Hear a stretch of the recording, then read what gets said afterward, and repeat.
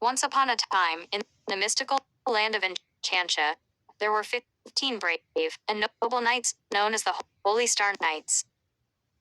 These knights were not ordinary warriors. They were elves blessed with extraordinary powers and adorned with names that shimmered like the stars themselves. The first knight was named Lumina, and she possessed the power to control light. Her long, flowing golden hair glowed like the sun, and her eyes sparkled with the radiance of 1,000 stars.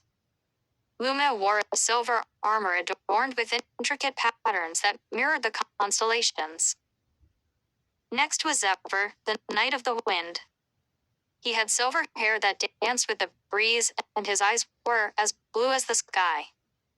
Zephyr wore a cape made of feathers, which fluttered gracefully whenever he summoned his powers. The third knight was Terra, the guardian of the earth. She had emerald green hair that cascaded down her back, and her eyes were the color of rich soil.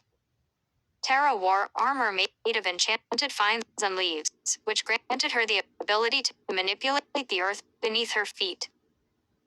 Then there was Pyrrha, the Knight of Fire. His hair was a fiery red, and his eyes glowed with the intensity of a blazing inferno.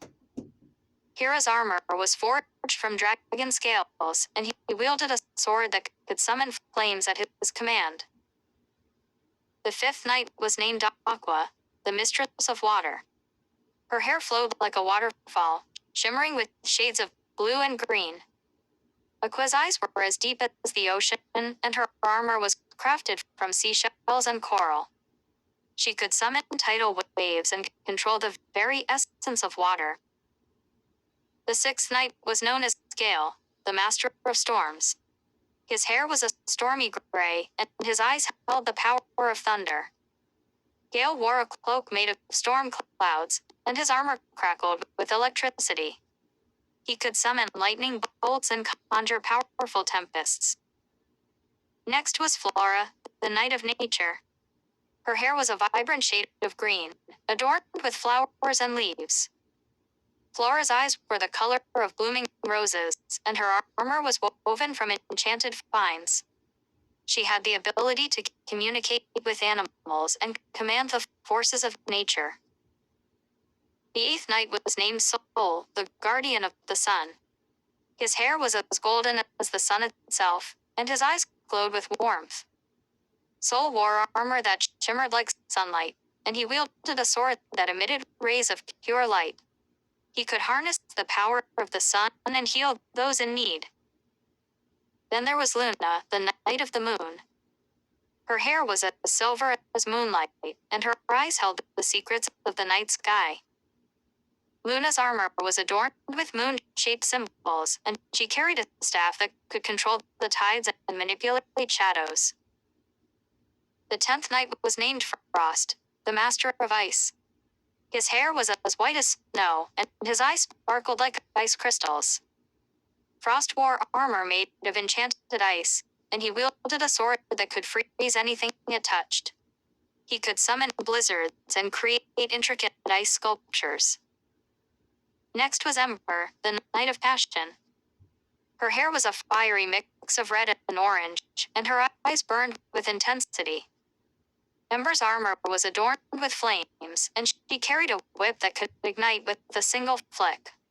She could control the emotions of others and inspire great passion. The 12th knight was known as Serene, the mistress of tranquility. Her hair was a calming shade of blue, and her eyes held a peaceful serenity.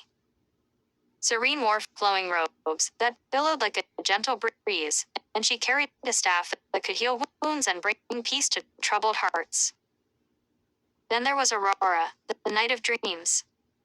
Her hair shimmered with all the colors of the rainbow, and her eyes held the mysteries of the universe. Aurora's armor was adorned with stars and galaxies, and she carried a mirror that could reveal hidden truths. She could enter the dreams of others and bring forth their deepest desires. The 14th knight was named Nova, the guardian of the cosmos. Her hair was as black as the night sky, and her eyes glowed with the light of distant stars.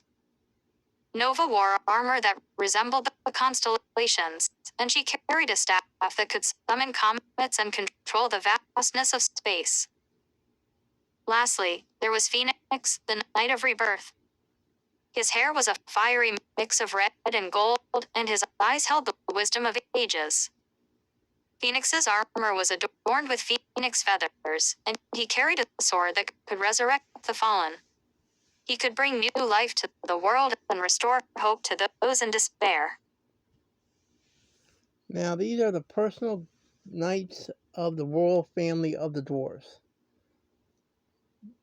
You will not see a royal family member without one of these knights beside them.